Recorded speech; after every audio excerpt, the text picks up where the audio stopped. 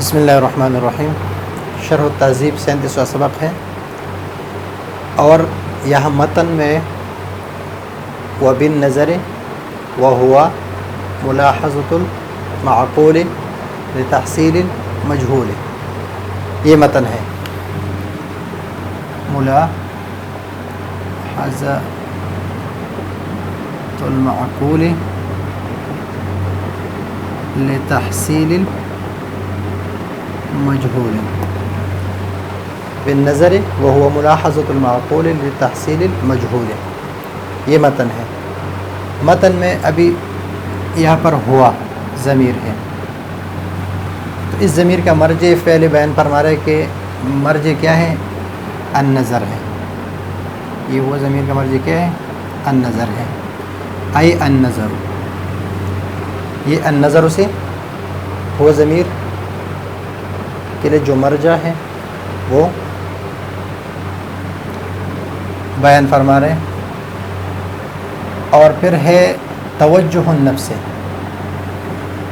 النظر توجہ النفس، یہ معنی ہے ملاحظۃ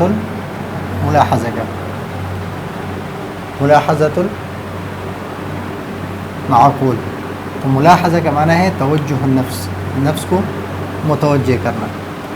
نظر کس کو کہتے ہیں؟ کہ نفس کو متوجہ کرنا امر معلوم کی طرف۔ المعقول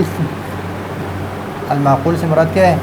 المعلوم، یہ اس کی تعریف ہے، الامر المعلوم، المعقول هو الامر المعلوم۔ توجہ النفس نحو الامر المعلوم، امر معلوم کی طرف نفس کو متوجہ کرنا، نحو الامر المعلوم لتحصیل المجہول، لتحصیل امر غیر معلوم، امر غیر معلوم، مجہول سے مراد کیا ہے؟ غیر معلوم ہے۔ تو یہ اس کی تفصیل ہے کہ متن میں ہوا تو ہو کے ضمیر کس کی طرف ہے؟ نظر کی طرف، تو النظر۔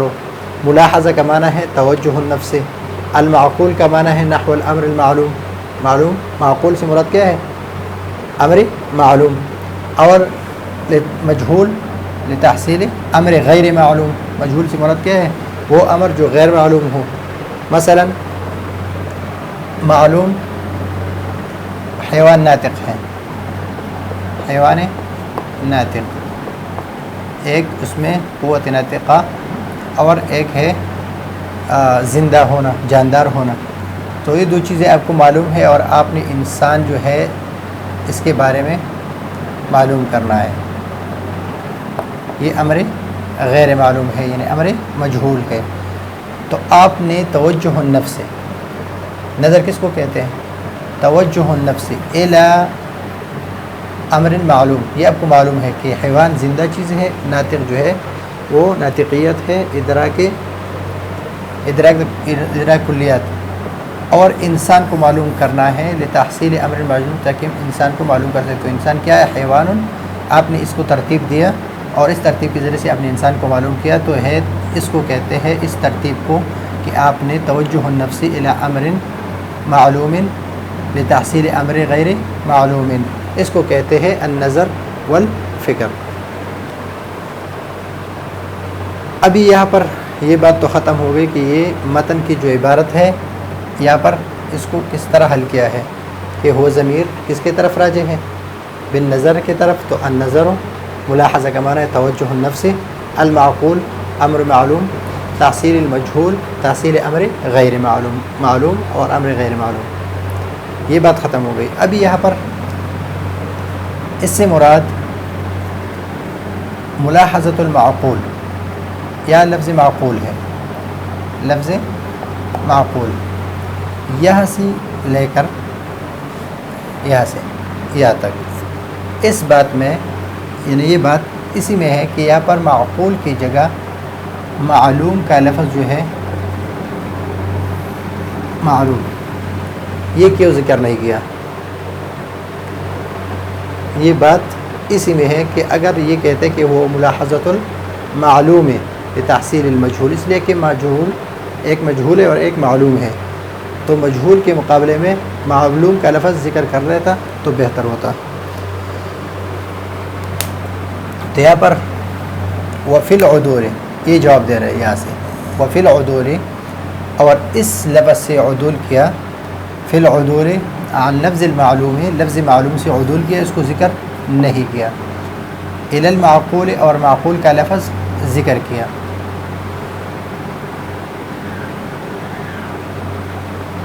وفی العدول، وفی العدول فوائد، اس میں کیا ہے؟ فوائد ہے۔ ابھی کتنے فوائد ہیں؟ وفی العدول فوائد، وفی العدول عن لفظ المعلوم الی المعقول فوائد، اس میں فوائد ہیں۔ کیا فوائد ہے؟ 3 فوائد ہیں اس میں۔ ایک یہ ہے کہ لفظ علم، معلوم کا جو مصدر ہے علم، علم جو ہے یہ لفظ علم یہ مشترک ہے بہت ساری معانی میں، اور ہم اس کو پڑھ چکے ہیں کہ علم کے 2، ایک تصور کو بھی کہتے ہیں، تصدیق کو بھی کہتے ہیں، اور ظن کو بھی کہتے ہیں۔ علم، تصدیق، تصور، ظن اور جہل مرکب، تقلید، یقین، سب کو کہتے ہیں۔ تو یہ لفظ علم مشترک ہے، تو اس کا جو مشتق منہ ہے، جو مشتق ہے، یہ بھی مشترک ہے، اور مشترک لفظ کا تعریف میں ذکر کرنا یہ صحیح نہیں ہے، تو اس وجہ سے اس سے احتراز کیا۔ ومنها التحرز، تاکہ بچ جائے، منها ہا ضمیر کس کی طرف راجع ہے؟ فوائد کی طرف راجع ہے۔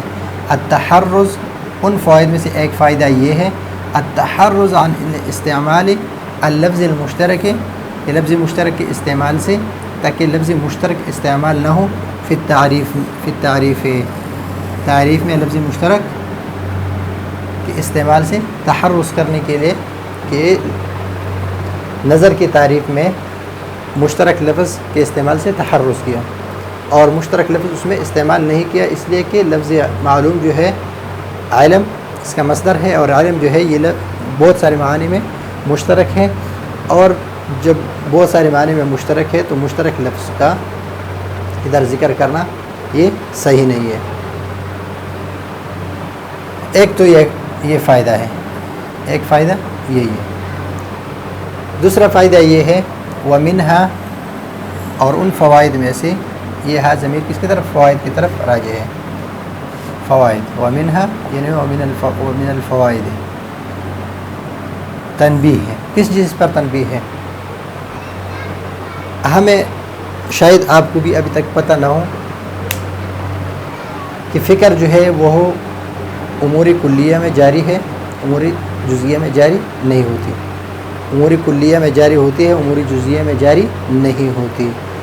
فکر اور نظر وہ امور کلیہ میں جاری ہوتی ہے اور امور جزیہ میں جاری نہیں ہوتی، اس لیے کہ امور جزیہ جو ہے یہ امور جزیہ میں جاری نہیں ہوتی، اس لیے یہ اس کے لیے دلیل ہے فإن الجزیہ لا یکون کاسبا ولا مکتسبا، لا یکون کاسبا ولا مکتسب۔ ومنها رعایت السجاع، اور اس میں رعایت سجا ہے۔ لیکن سب سے پہلے یہ جاننا ہے کہ امور کلیہ سے مراد کلیات، یعنی وہ امور جو کلی ہو، مثلا انسان ہے، شجر ہے، فرس ہے، جسمنات، جسم نامی ہے، یہ سارے یہ امور کلیہ ہے، تو اس میں فکر جاری ہے، جاری ہوتی ہے، اور امور جزیہ میں جاری نہیں ہوتی۔ اعلیٰ ان الفکرہ، فکر جو ہے یہ ترتیب امور معلومہ جو ہے ترتیب یہ جاری ہے فی المعقولات، معقولات سے کیا مراد ہے؟ الامور الکلیہ، معقولات امور کلیہ ہے۔ الحاصلۃ فی العقل، وہ امور کلیہ جو حاصل ہے عقل میں تو اس کو کہتے ہیں معقولات۔ المعقولات ای جو ہے یہ تفسیری ہے، تفسیر کے لیے الامور الکلیہ، معقولات سے کیا مراد ہے؟ الامور الکلیہ الحاصلہ فی العقل، جو عقل میں حاصل ہے، اور معقولات جو ہے دون الامور الجزئیہ، امور جزئیہ مثلا زید ہے، عامر ہے، بکر ہے، اور جزئی مثلا یہ مارکر ہے، یہ گھوڑا ہے اور یہ دیوار ہے، یا صالح ہے جب ایک آدمی کا نام ہو، اور ایک خاص کتاب ہے، تو یہ جزئیات ہے. تو فکر اور نظر امور جزئیہ میں جاری نہیں ہوتے. ابھی آپ کہیں گے کہ جزئی جو ہے لا یکون کاسبا ولا مکتسبا، ولا مکتسب، نہ مکتسب ہے اور نہ کاسب ہے. تو کاسب سے مراد ہے کہ وہ علم یا وہ چیز جس کے ذریعے سے دوسری چیز حاصل کی جا سکے، اس کو کہتے ہیں کاسب. اور مکتسب کہتے ہیں کہ وہ جس کو حاصل کیا جا سکے دوسرے کے ذریعے سے. مثلا کاسب آپ لے لیں تعریف یا معرف، اور مکتسب یہ لے لیں معرف، معرف بالفتح و بالکسر. ابھی اس کے ہم کہ اب جزئی کاسب کیوں نہیں بن سکتے اور مکتسب کیوں نہیں. مثلا زید ہے، زید اس کو آپ نے کاسب بنایا. کیا بنایا؟ کاسب بنایا. کاسب سے مراد ہے کہ اس کے ذریعے سے آپ کسی کی تعریف کر دیں، دوسرا نامعلوم چیز آپ اس کو ذریعے سے حاصل کر دیں.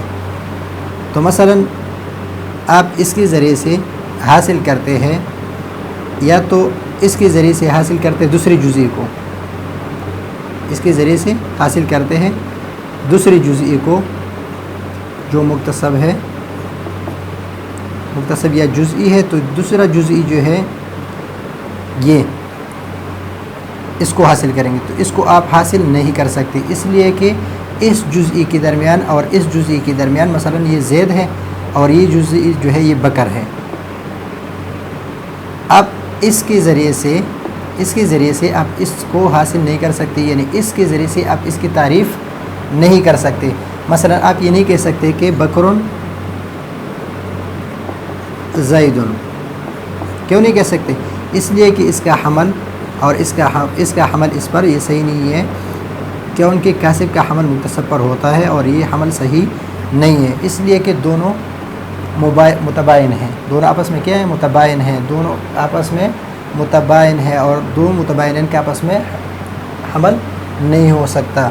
تو یہاں پر جزئی کے لیے کاسب نہیں ہو سکتا.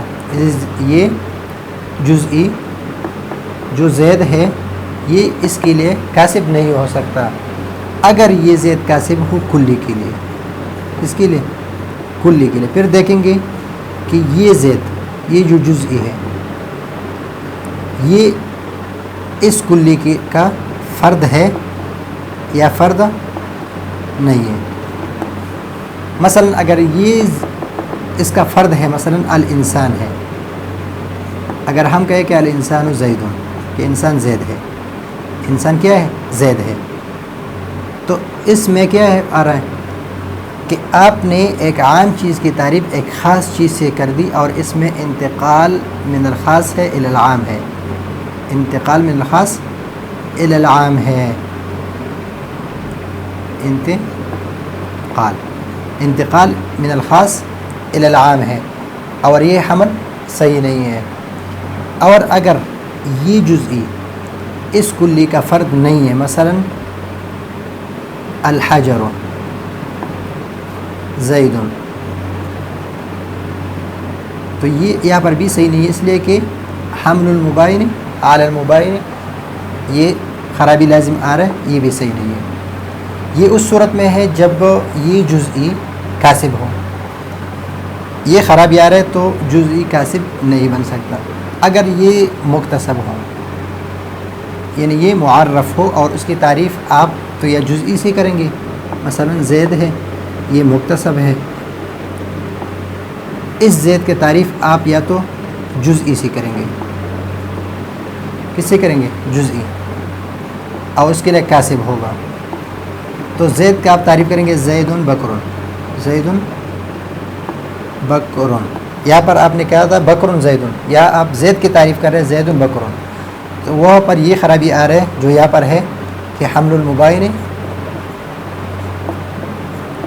علل मुबाइन, हमलुल मुबाइन अलल मुबाइन है। अगर इसकी तारीफ़ आप कर रहे हैं कुल्ली से, अगर कुल्ली से कर रहे हैं तो या तो वो कुल्ली के लिए ये फ़र्द होगा या नहीं होगा। अगर फ़र्द ना हो, फ़र्द है या नहीं। अगर ज़ैद की तारीफ़ आप कर रहे हैं किससे, ज़ैदुन इंसान, ज़ैदुन इंसान, तो अब इंसान के बहुत सारे अफराद हैं, इंसान के अमर है, बकर है, सब है, और आप ज़ैद की तारीफ़ कर रहे हैं ज़ैदुन इंसान किससे, ये उसके लिए कासिब है अभी, और ज़ैद मुक्तसब है।